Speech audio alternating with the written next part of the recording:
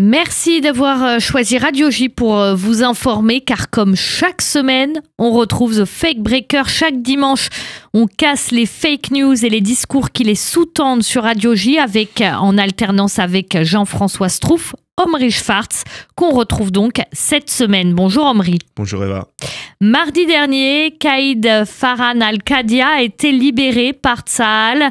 Cet otage est un bédouin de 51 ans et père de 11 enfants, bédouin et musulman. Quand j'ai entendu parler l'hébreu, je n'y ai pas cru, a affirmé Kaïd, qui était coincé et retenu dans un tunnel du Hamas dans la bande de Gaza. Il travaillait dans un kibboutz près de Gaza quand il a été kidnappé par le Hamas le 7 octobre. Amaigri mais heureux de rentrer en Israël. Il a évoqué un autre otage, israélien et juif, avec qui il s'était lié en captivité et qui, lui, est mort. Son identité, israélienne, bédouine et musulmane, son destin d'otage du Hamas, tout dans son histoire, son sauvetage aussi par Tsahal, court-circuite le récit de ceux qui voudraient faire d'Israël un pays de juifs qui pratiquent l'apartheid, Omri. C'est exactement ça. Le 7 octobre, le Hamas a kidnappé des bébés et des vieillards, des juifs et des non-juifs, des Israéliens et des non-Israéliens. Le Hamas massacre des Israéliens dès qu'il en a l'occasion. Le Hamas massacre régulièrement des Palestiniens à Gaza. Un Palestinien exprime contre le Hamas, c'est la mort. Un Palestinien vole, c'est bien possible que ce soit la mort. Un Palestinien est accusé d'être LGBT, c'est la mort. Le Hamas ne cherche pas à créer un État palestinien à côté d'Israël. Il cherche à créer un État palestinien à la place d'Israël. Le Hamas a massacré les représentants de l'autorité palestinienne en 2007.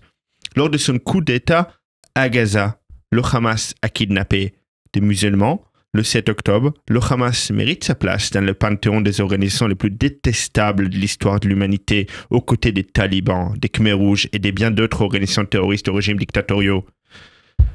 Israël est le foyer du peuple juif. C'est sa raison d'être. C'est sa raison d'être, la réalisation d'un rêve bimillénaire. Israël est aussi une société multiculturelle, où tous ses citoyens jouissent d'une égalité des droits. Mardi, Kaïd Farhan a été libéré. Et oui, il est bédouin.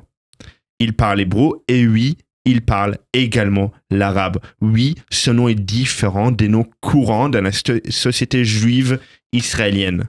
Mais tout cela, ça ne change rien. Il est tout simplement israélien. La société israélienne mardi était en joie, car un Israélien a été libéré. Même si en France, comme aux États-Unis, la majorité soutient Israël, une quantité non négligeable de personnes se laissent manipuler et croient de nombreuses fausses informations concernant Israël. Dans les faits, Israël est le seul endroit au Moyen-Orient où les LGBT peuvent vivre leur amour sans risque.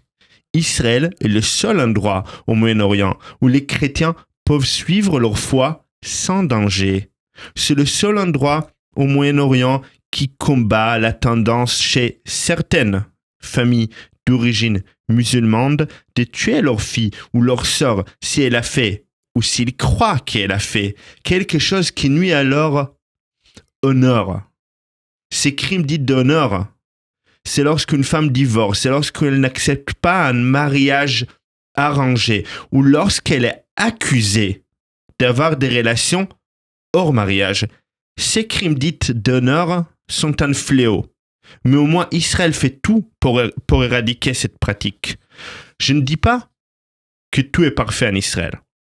Aucune démocratie n'est parfaite. Mais quand je regarde Israël, quand je compare Israël avec le reste du monde démocratique, je suis fier de la démocratie israélienne.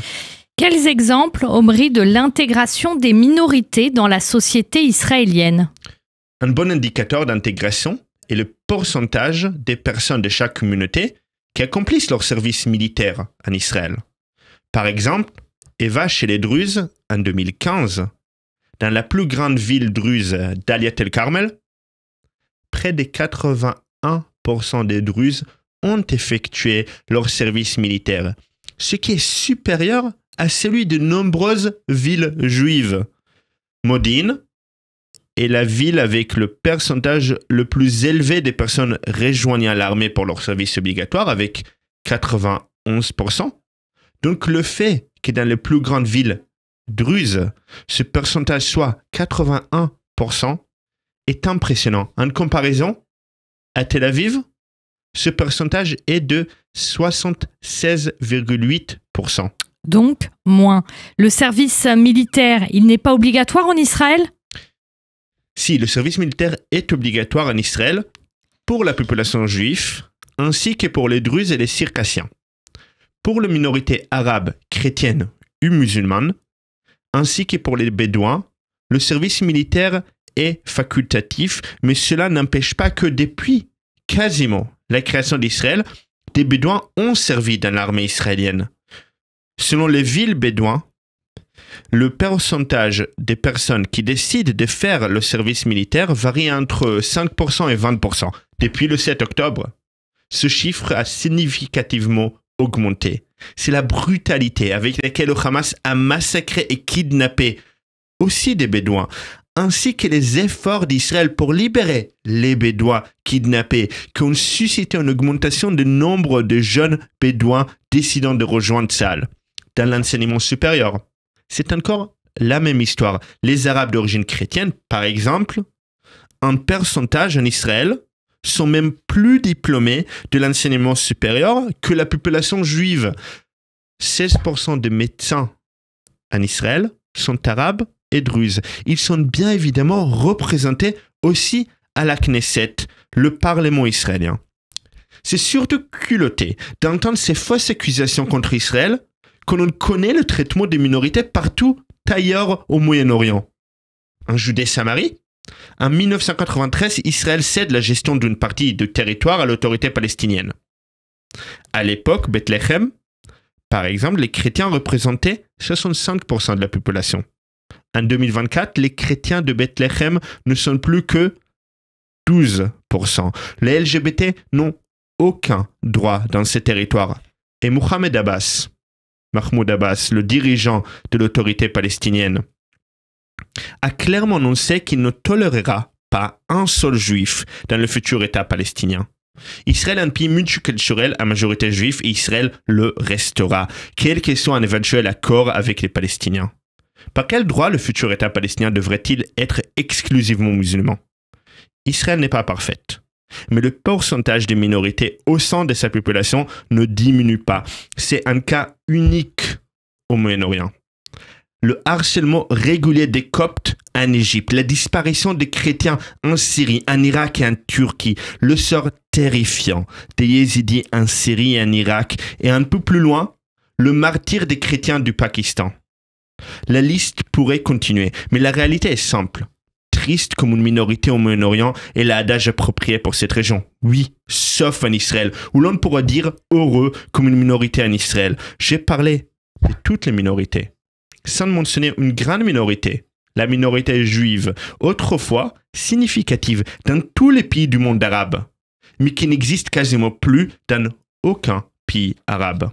Merci beaucoup Omri Schwartz, donc qu'on retrouve chaque semaine dans The Fake Breaker, une semaine sur deux, donc en alternance avec Jean-François Strouf, qu'on retrouvera donc sur Radio J dimanche prochain. Merci. Merci.